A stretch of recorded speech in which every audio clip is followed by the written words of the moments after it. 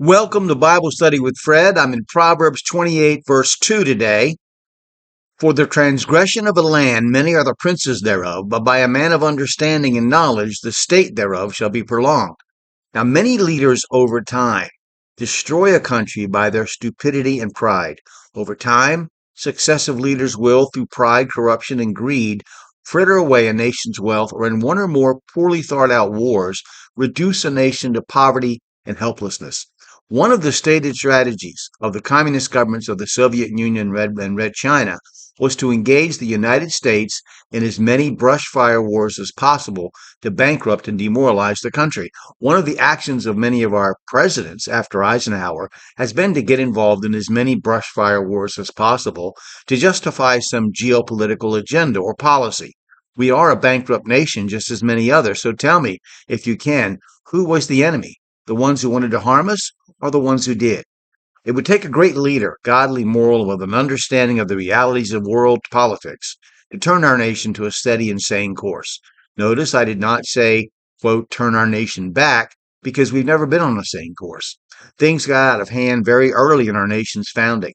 The founders didn't deal with slavery, and that failure nearly ended the country's existence as a nation. The question of how to treat the Native Americans was out of control very quickly, and much to our discredit, great evil was done, and we had a great revival of religion that took a wrong turn, and we began to think of government as God. We became an imperial power against the advice of wise Christians like William Jennings Bryan when we conquered tired Spain's remaining colonies. We disturbed the balance of power in Europe during World War I and made World War II possible. We let the United Nations, whose founding documents and policies were written by Soviet agents, dictate strategy and tactics in the Korean conflict, with every action of the United States and its allies reported to the Chinese communists even before it happened, right down to the number of artillery shells we would use, and the list goes on and on. Internally, we've had good intentioned social policies administered carelessly and wastefully, so much so that we can no longer afford to care for the people these policies were meant to help. We've had many leaders in office in all three branches of government who've led us down the path we find ourselves on. But one good man of understanding and knowledge can turn us into a path of fiscal sanity and a foreign policy that is consistent with our principles. Of course, you have to deal with a Congress full of leaders who hunger to fill the coffers of their own supporters and to be reelected. We need to start being careful in electing a president, though. We need someone with experience but not corruption, with understanding but not arrogance, with knowledge but also with a transparency that lets us know the real intention behind his choices.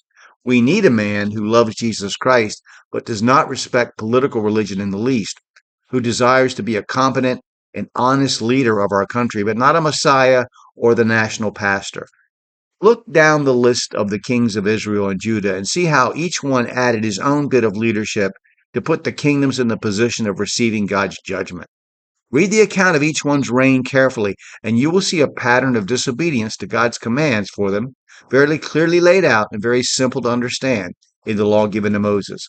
One man of understanding and knowledge can prolong the life of the state, but is that man even in sight? Of course.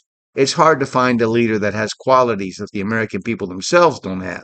That's why our country needs to be transformed from the ground up with a national revival of faith and devotion to what is right and not just what is mine.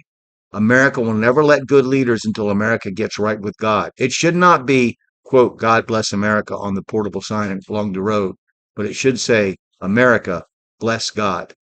All right, we'll stop there. Pick it up in verse 3 next time. I'm asking you to open your Bible, let God speak to you through his word. Study the Bible, cross-referencing the verses. Pray to God for wisdom and understanding, and then share your interpretation with someone else. You can purchase my comments on Amazon.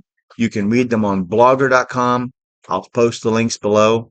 But if you've watched this video this far, would you please click like and subscribe or follow and share the video with someone else? I look forward to your comments. You might not agree with me. In fact, you might disagree vehemently.